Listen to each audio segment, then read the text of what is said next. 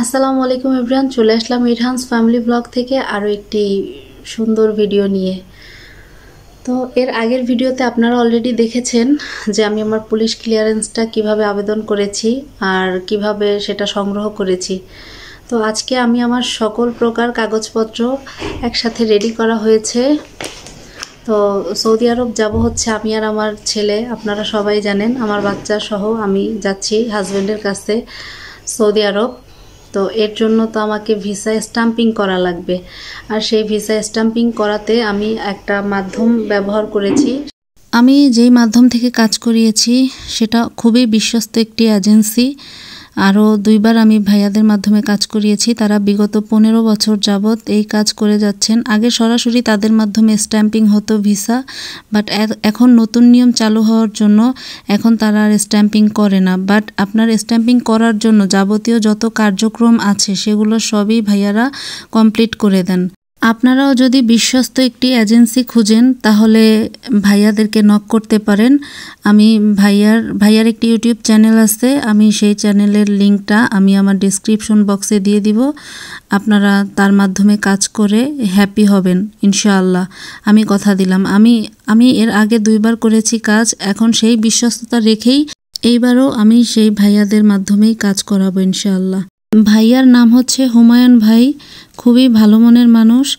আর তার ইউটিউব চ্যানেলের নাম হচ্ছে আজকের প্রবাস নিউজ। আমি ডেসক্রিপশন বক্সে তার লিঙ্ক দিয়ে দিব। আপনারা বিশ্বস্ত একটি এজেন্সির মাধ্যম চাইলে এই ভাইয়ার ডেসক্রিপশন বক্সে যে লিঙ্কটা দেওয়া থাকবে এই ভাইয়ার সাথে সরাসরি আপনারা যোগাযোগ করতে পারবেন। সেখানেই তার সকল প্রকার মোবাইল নাম্বার আর তার সাথে যোগাযোগ করার ঠিকানা ওখানেই আছে। আপনারা তাকে নক করবেন, আশা করি হতাশ হবেন না, ইনশাল্লাহ ভালো কিছুই হবে। আমি এখন আল্লাহর নাম নিয়ে সকালবেলা আমার সব কাগজপত্র এখানে রেডি করেছি, এগুলা নিয়ে ভাইয়ার কাছে যাব। আর সবচাইতে বড় কথা হচ্ছে ভিসা স্ট্যাম্পিংয়ের জন্য কি কি কাগজপত্র ভাইয়াকে জমা দেওয়া লাগবে আমি এখন আপনাদেরকে সেগুলা সংক্ষেপে বলে দিব। তো ভিজিট ভিসায় সৌদি আরব যাওয়ার আগে আপনাকে সেটা ভিসা স্ট্যাম্পিং করাতে হবে। তো স্ট্যাম্পিংয়ের আগের কার্যক্রম হচ্ছে আপনার যে এজেন্সির মাধ্যমে আপনারা কাজ করাবেন তাকে কি কি জমা দিতে হবে। আপনার সর্বপ্রথম দেওয়া লাগবে অরিজিনাল কাবিননামা বাংলাটা, আর বাচ্চার যদি ভিসা হয় বাচ্চার ক্ষেত্রে লাগবে বাচ্চার জন্ম সনদ কালার কপি, সবার পাসপোর্ট মানে বাচ্চার পাসপোর্ট এবং আপনার পাসপোর্ট এই দুইটাই কালার কপি লাগবে, সঙ্গে আপনার নিজের ভোটার আইডি কার্ড সেটাও কালার কপি লাগবে। আর হচ্ছে লাগবে আপনি ওয়াইফের জন্য ভিসা পাঠায় সেই ক্ষেত্রে লাগবে তার হাজবেন্ডের ডিজিটাল আকামা, ওটার কালার ফটোকপি। আর লাগবে হচ্ছে অরিজিনাল পাসপোর্টের ওই যে কম্পিউটার মাধ্যমে স্ক্যান করে সেটা পাঠালে ওটার আবার কালার কপি করে দিতে হবে। আর হচ্ছে আপনার ভিসার কপিটা। তো এই 7টা পেপার আমি এতক্ষণ যা যা বললাম এই 7টা পেপার একদম যেভাবে বলেছি ওইভাবে রেডি করে দেন আপনি আপনার এজেন্সিকে জমা দিবেন। তারপরে বাকি কার্যক্রম তারা সম্পন্ন করবেন, তারা নোটারি করবেন। বাংলা যেই কাবিননামার কপিটা দিবেন ওটা নোটারি করা লাগবে। আর যাবতীয় যত কার্যক্রম আছে ওখান থেকে অ্যাপয়েন্টমেন্ট নেওয়া থেকে শুরু করে সব কিছুই তারা করবেন। তো এইভাবে আপনারা আপনাদের কাগজপত্র রেডি করবেন। তারপরে হচ্ছে আপনাদের অ্যাপয়েন্টমেন্ট ডেট অনুযায়ী আপনাদের যেতে হবে visa service centre Jamalpur twin tower. Jamalpur twin tower হচ্ছে নতুন বাজার এবং শাহাদাতপুরের মাঝামাঝি, গুলশান 2-এর পাশে।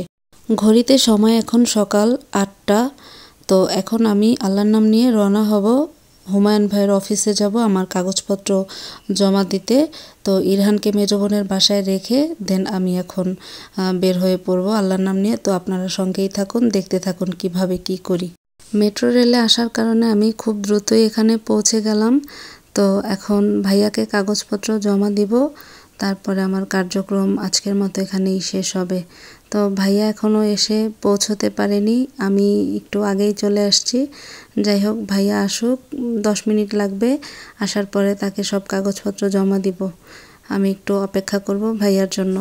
এরই মধ্যে এক ভাই আমাকে 1 কাপ গরম গরম চা দিয়ে গিয়েছে, এটা এখন আমি চাটা পান করব। আর হুমায়ুন ভাই চলে আসবে, এরই ভিতরে কথা হয়েছে, সে আসলে আমি কাগজপত্র জমা দিব, তারপরেই আজকের মতো কার্যক্রম শেষ হবে। এই হচ্ছে হুমায়ুন ভাই, যার মাধ্যমে আমি কাজ করিয়েছি এর আগেও, আর এখনও তার কাছেই আসলাম।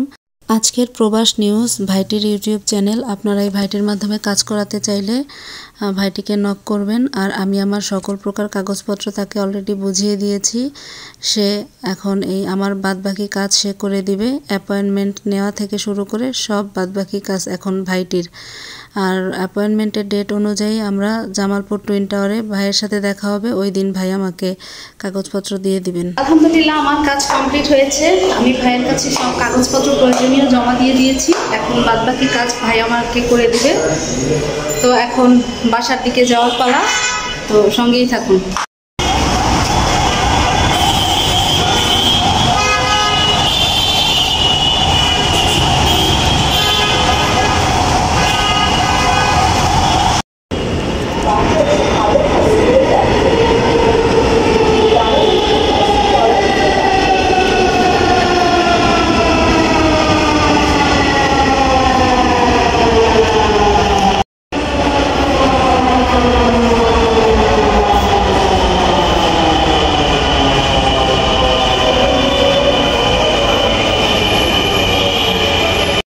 আমি এখন কারণ বাজার মেট্রো স্টেশনের 3rd ফ্লোরে আছি। এরই মধ্যে মেট্রো রেল চলে আসছে। এখন আমি মেট্রোতে উঠে পড়ব।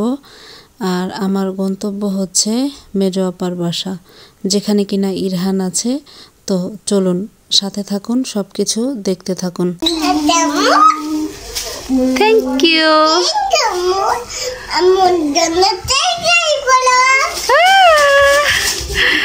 এখন এগুলো তোমরা খাও। তোমরা মাত্র উঠছো ঘুম থেকে, আর আমি আমার সব কাজ শেষ করে আসছি। আমি অনেক আগেই উঠছি। অনেক আগে উঠছো? তুমি ইরহানকে কে দেখাশোনা করছে এতক্ষণ বলো?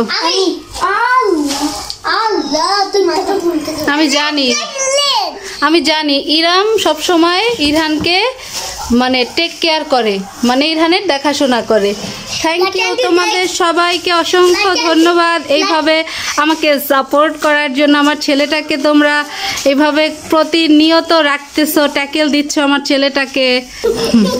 এখন তোমাদের জন্য এগুলো আনছি, গরম গরম খেয়ে নাও। ওকে, দেখেই গেছে যে আমি 7টা। তো এই যে ইরাম যেই মজা করে বড়ইটা নিছে হাতে, তো খাওয়া স্টার্ট করো তো মা, দেখি কি অবস্থা।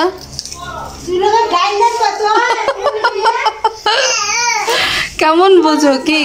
কিরকম টেস্ট বড়ইটা বলো? অনেক টক।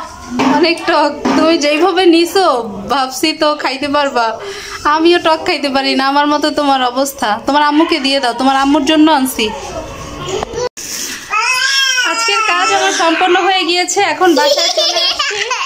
আর ভিডিও আজকে আর লং করব না, এই পর্যন্তই। সবাই ভালো থাকবেন, দেখা হবে সামনের স্পেশাল ভিডিওতে। আল্লাহ হাফেজ।